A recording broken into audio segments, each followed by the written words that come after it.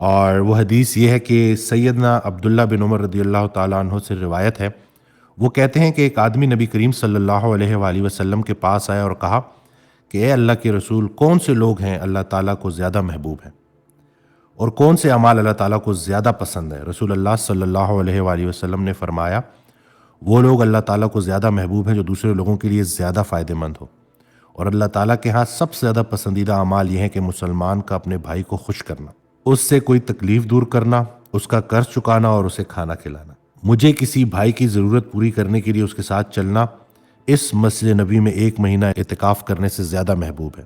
اور یاد رکھو کہ جس نے اپنے غضب کو روک لیا اللہ تعالیٰ اس کی خامیوں پر پردہ ڈالے گا۔ جو آدمی اپنے غصے کو نافذ کرنے کے باوجود پی گیا، اللہ تعالیٰ روز قیامت اس کے دل کو امیدوں سے بھر دے گا۔ جو اپنے بھائی کے ساتھ اس کی ضرورت پوری کرنے کے لیے چلا، اللہ تعالیٰ اس کو اس دن ثابت قدم رکھے گا جس دن قدم ڈگمگا جائیں گے۔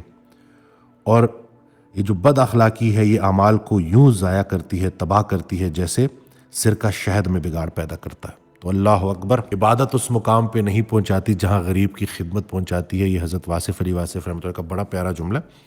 اور انسان عبادات اپنی جگہ پہ، ان کا احترام، ان کا تقدس اپنی جگہ پہ، لیکن کسی ایک انسان کا دل راضی کرنے سے زیادہ اہمیت اور کسی کام کی نہیں ہے۔ یہ رسول اللہ صلی اللہ علیہ وسلم کی حدیث ہے آپ کے سامنے کہ انسان جو انسان کے ساتھ سلوک ہے اصل میں وہ اللہ کے ساتھ سلوک ہے۔ تو یہ جو انسان آپ کے ارد گرد ہے نا، وہ اللہ نے آپ کو ایز اے تحفہ دیے ہیں کہ ان کی خدمت کرو۔ ان کی خدمت کر رہے ہو یعنی کہ میری خدمت کر رہے ہو۔ اور یہ حدیث ثابت کرتی ہے کہ اللہ تعالیٰ کے آگے اگر ہم نے محبوب ہونا ہے تو ہم نے اس کی مخلوق کی ڈھیر ساری خدمت کرنی ہے۔ اگر آپ کے دروازے پہ کوئی شخص آیا ہے تو یہ آپ سمجھیں کہ اللہ تعالیٰ نے آپ کو موقع دیا ہے اپنے قریب ہونے کا۔ تو عبادات بھی کرنی ہے، لیکن جو خدمت کا ڈپارٹمنٹ ہے نا، اس کو ایکٹیو کرنا ہے، وہ بہت زیادہ ضروری ہے۔ ہماری زوال کی جو ایک بہت بڑی وجہ ہے وہ یہی ہے کہ ہم نے عبادت اور عبادت گاہوں کا تو بڑا احترام رکھا ہے، بڑا خیال رکھا ہے، انسان کا خیال رکھنا چھوڑ دیا۔ تو یہ رمضان کا بڑا پیارا مہینہ ہے، اس میں جتنا ہو سکے ایک دوسرے کے کام آئے۔ کسی نے اگر آپ کے ساتھ برا کیا ہے تو اس کو معاف کر دیں۔ یہ رمضان کا مہینہ ہے، یہ معافی کا مہینہ ہے، آپ بھی اللہ سے معافی مانگ رہے ہیں اپنے اعمال کی، لوگوں کو بھی معاف کریں۔ یہ جو جائیداد کے مسئلے ہیں، میرے پاس ایک سوال آیا کہ والد نے اگر اپنے بچوں میں صحیح طریقے سے وہ جائیداد تقسیم نہیں کی، جس کی وجہ سے والد کے خلاف دل میں نفرت پیدا ہو گئی ہے، تو اس کا کیا کریں؟ کیا یہ جسٹیفائڈ ہے؟ کیونکہ اسلام تو ایک طریقہ بتاتا ہے کہ اس طرح سے سارا کا سارا وہ جو آپ کی جو جائیداد ہے وہ تقسیم ہوگی۔ تو میں نے ان کو یہی کہا کہ دیکھیں، جو تھوڑا بہت ناقص سا جو میرا علم ہے، جو میں سمجھا ہوں کہ وہ یہی ہے کہ اپنا حق چھوڑنا بھی صدقہ ہے۔ اب ہونا تو وہی چاہیے تھا جو اسلام بتاتا ہے، لیکن اب اگر وہ پردہ فرما گئے ہیں یا وہ موجود ہے، زندہ ہیں، اور اب وہ آپ کے سامنے آتے ہیں اور آپ اس عمل کی وجہ سے آپ کے دل میں ان کے لیے نفرت پیدا ہو گئی ہے، تو کوشش کریں کہ بیٹھیں اور لکھنا شروع کریں کہ آپ کے والد کے آپ کے اوپر کتنے احسانات ہیں۔ اور سب سے بڑا احسان یہ ہے کہ آپ کو عقیدے والا بنایا ہے، یہ کلمہ آپ کو اپنے والد سے ملا ہے، یہ آئیڈینٹی جو ہے نا آپ کو۔ تو ایک ایک کر کے جب نعمتیں شمار کرنا شروع کر دیں گے نا، تو دوبارہ سے وہ محبت انشاءاللہ پیدا ہو جائے گی۔ کیونکہ والدین کے لیے دل میں نفرت رکھنا نا، یہ بہت خطرناک عمل ہے۔ چاہے وہ انہوں نے کوئی ایسا کام کر ہی دیا ہے جو شریعت کے اکارڈنگلی نہیں ہے صحیح، کہ اس میں آپ کو وہ جائز طریقے سے جس طرح سے حق ملنا چاہیے تھا وہ نہیں ملا، لیکن اپنا دل بڑا کریں اور معاف کریں، ٹھیک ہے؟ زمین کا انتقال کرتے کرتے بندے کا اپنا انتقال ہو جاتا ہے، تو ادھر کیا حاصل کیا محرومی، نہ انسان کچھ کھوتا ہے نہ کچھ پاتا ہے، آتا ہے اور جاتا ہے۔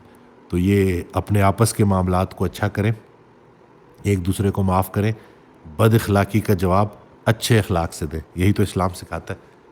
اسی طرح سے میں کلینک پہ تھا تو ایک شخص نے آ کے یہ واقعہ سنایا کہ میری والدین میں سے جو والدہ تھی ان کی میں نے بہت خدمت کی، پھر ان کا انتقال ہو گیا، لیکن میری والد سے نہیں بنتی تھی کئی سالوں سے۔ تو کہتا ہے کہ ایک رات میں سویا تو میری خواب میں میری والدہ آئی، بڑا جو ہے پر نور سا منظر تھا، اور مجھے گلے لگایا، میرا ماتھا چوما اور مجھے ہلکے سے کہا کہ بیٹا باپ کو راضی کر لے، باقی سب ٹھیک ہے۔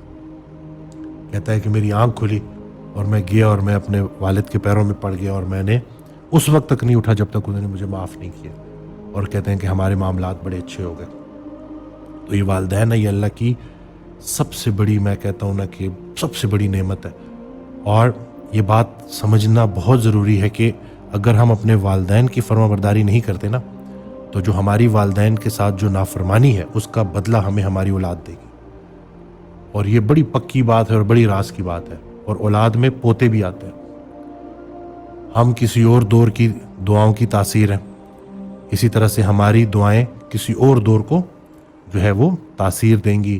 لیے ہے تو ہمارے والدین راضی ہیں تو وہ سارے کی سارا جو فیض ہے اور جو تاثیر ہے وہ آگے چلے گی، اور جو پورا نسل در نسل نیکی چلتی ہے وہ برقرار رہے گی. تو ہمارے پاس توبہ کا دروازہ کھلا ہے. اگر تو سننے والوں میں سے کوئی کسی بھی وجہ سے، والدین سخت بھی ہوتے ہیں، ڈانٹ بھی دیتے ہیں، ہر بات سے آپ کی ایگری نہیں کرتے، لیکن ان کے پاس جو ٹائٹل ہے نا والدین کا، وہ اللہ کا دیا ہوا ہے، وہ آپ کا نصیب ہے، وہ آپ بدل نہیں سکتے. تو اللہ کے حوالے سے ہی ان کے ساتھ اپنا تعلق سٹرونگ کریں. بڑے خوش نصیب ہے جن کے پاس ابھی والدین ہیں جن کی وہ خدمت کر سکتے ہیں. تو اس سے فائدہ اٹھائیں اور ابھی سے ہی اپنی دنیا اور آخرت اچھی کرنے کی کوشش شروع کر دیں. چینل سبسکرائب کرنا نہ بھولیے گا. دعاؤں میں یاد رکھیے گا.